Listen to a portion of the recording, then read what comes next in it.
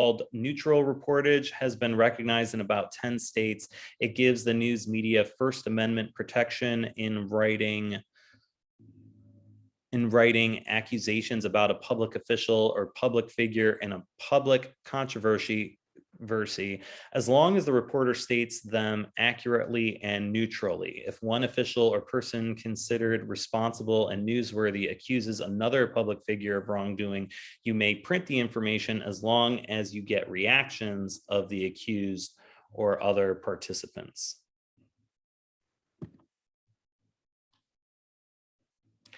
Fair comment and criticism. Suppose you're writing a review of a play, concert, or book, and your review is very negative. Can you be sued? Yes, you can always be sued, but you are protected under the right of fair comment. Writers of editorials, analysis, stories, reviews, and other criticism may express opinions, but they may not state inaccurate facts. A factual error can be grounds for libel. An opinion is protected.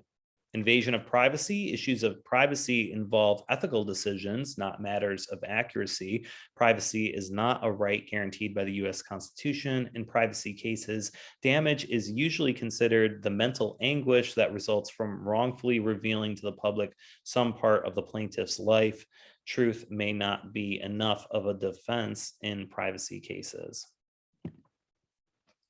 Intrusion into a person's solitude, eavesdropping, harassing someone, and trespassing on private property can be considered intrusion. So can going onto private property and using a telephoto lens, listening behind doors, and using any device to enhance what the unaided eye can see or the unaided ear can hear. In other words, a journalist who uses subterfuge to obtain and publish confidential material could be risking a suit for invasion of privacy.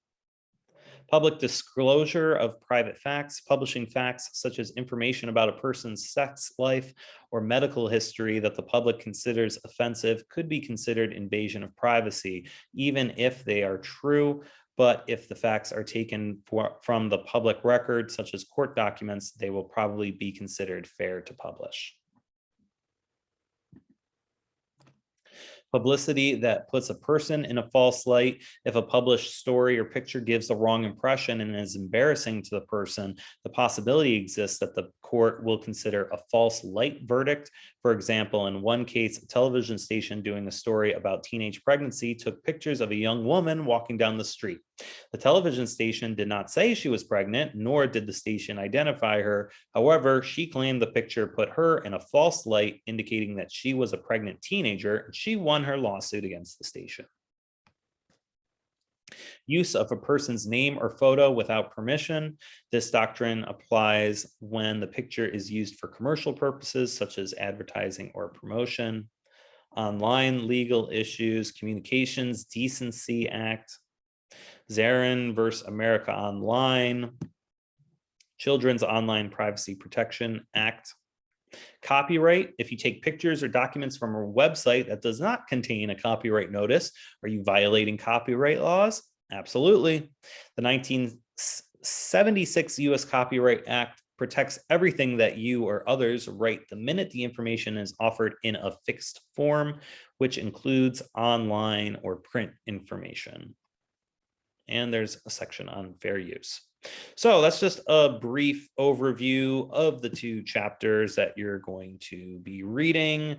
These are good chapters. Take the time to dive into them. Media law is just, it's so important. I took a whole class on that.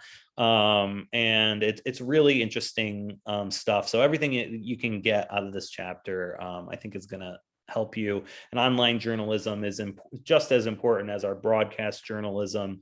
Really, just really good like tips and important stuff in there. These two chapters are really, you're really going to be able to do the discussion and the assignment once you read them and you really get a handle on them.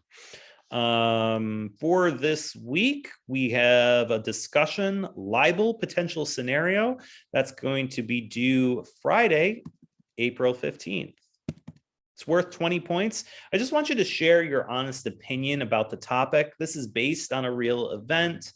A US senator has decided to seek re-election. 5 women who worked for him several years ago say he sexually harassed and abused them while they were in his office.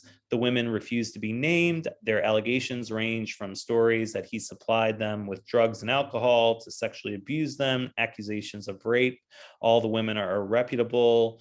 None have gone to the police. As a result, you don't have a record of formal complaints about their allegations. However, 3 years ago, a formal complaint by a former employee charged him with sexual molestation. The charges were dropped. If this was fallen into your lap, would you print these women's allegations and use this person's name, the senator's name? If you do, would the senator have grounds for a libel lawsuit? What do you think? Just let's start a discussion and give us your thoughts on that. And then after everyone shares their thoughts, I'll post some more information to give you a little bit of background about what happened with that. I think this is just an interesting discussion for us to have. And your assignment is going to be a web story worth 40 points. You're going to write a story for the web based on this information. You're going to include a headline, a summary blurb.